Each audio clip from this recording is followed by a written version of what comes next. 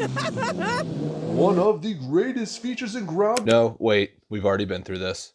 We have? Yes, we have. But I have so many lines here. Yeah, I've been practicing all day. Just watch real quick. Oh, wow. I guess we did. Yeah, I just don't remember. Yeah, kind of crazy that. Welcome to my explanation of the elevator tutorial. If you came here from the first part, I left some things unexplained, and I am so sorry about that. It was my first video. But I am going to be going over these same things in more detail, as well as answering the questions you've asked and addressing some issues you may be running into and how to fix them.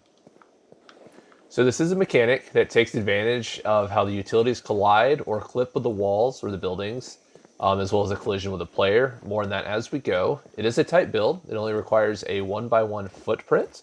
You do need to make sure that you build the full layer around where the bounce web will be first, because once the bounce web is placed, it'll sometimes stop you from being able to place walls around it.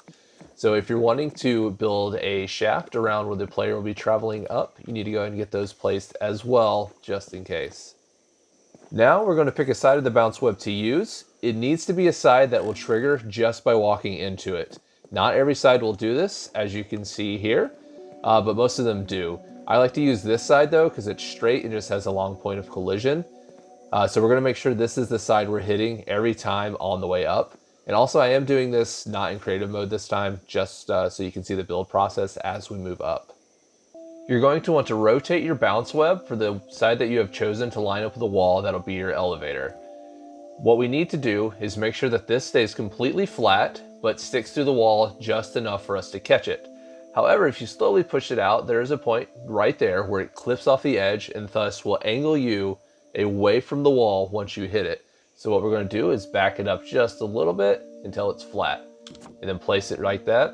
Then you can come out here and test it out, and we are good to go.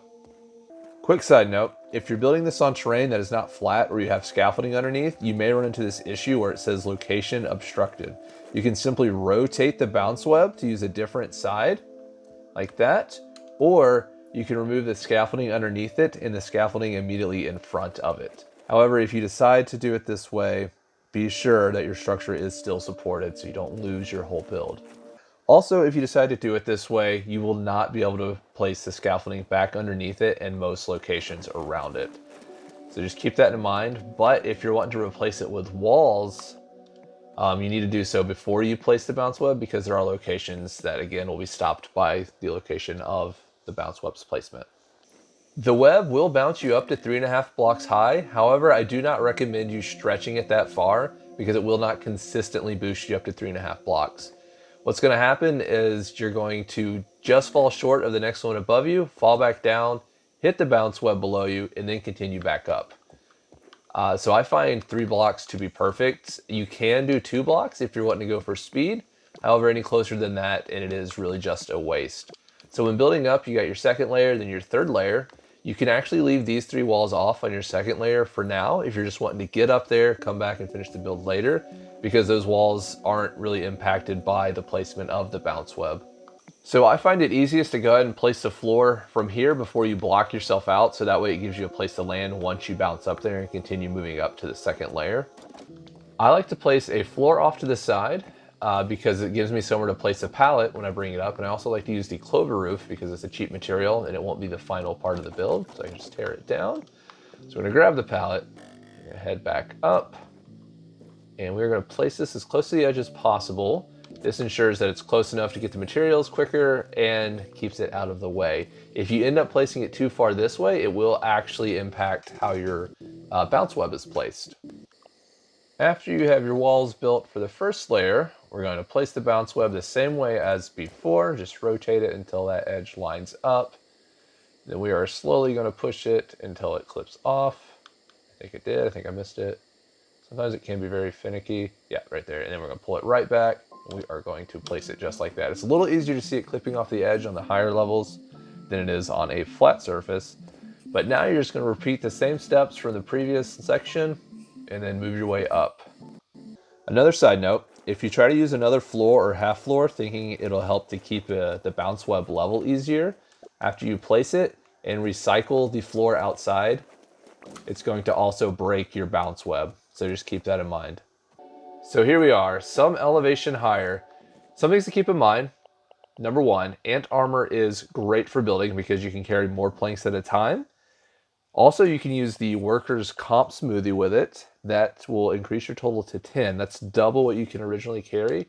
That's less ups and downs when doing stuff like this. Number two, always make sure you have a glider when building high. They are quite literally a lifesaver. Or at the very least, have the Daredevil mutation active. Use both for bonus points. And number three, never build any higher than your last bounce web can reach. Because if you have to get down or you happen to fall off, you won't be able to land back up top. However, this is another good reason for these platforms off to the side because it gives you a place to land in case something like that does happen. So don't go thinking it's a good idea to just build the entire shaft first and place the bounce webs later, because that'll make it really difficult to get up without the use of things like a ladder or a staircase. Extremely difficult. Yeah, extremely. Wait, why are you here? I was just trying to I say. don't need you for this one anymore. We're done. I just wanted to say. We should probably go. You're still here too? This video is over. Can I just I say? get the feeling we should go. You're very wise. Wait, the thing I want to say. We should just go. Can I please say what I was trying to say, please? Okay. Yeah, my bad. Yeah. Thank you. I just wanted to say that those things are pointless. What things? The ladders and stairs. Oh, come on. Yeah, we had to teach you that. Honestly. Well, you really didn't have to add that in. hey, Unnecessary. For real. I just felt that. Don't feel, just listen. I can't believe you. You're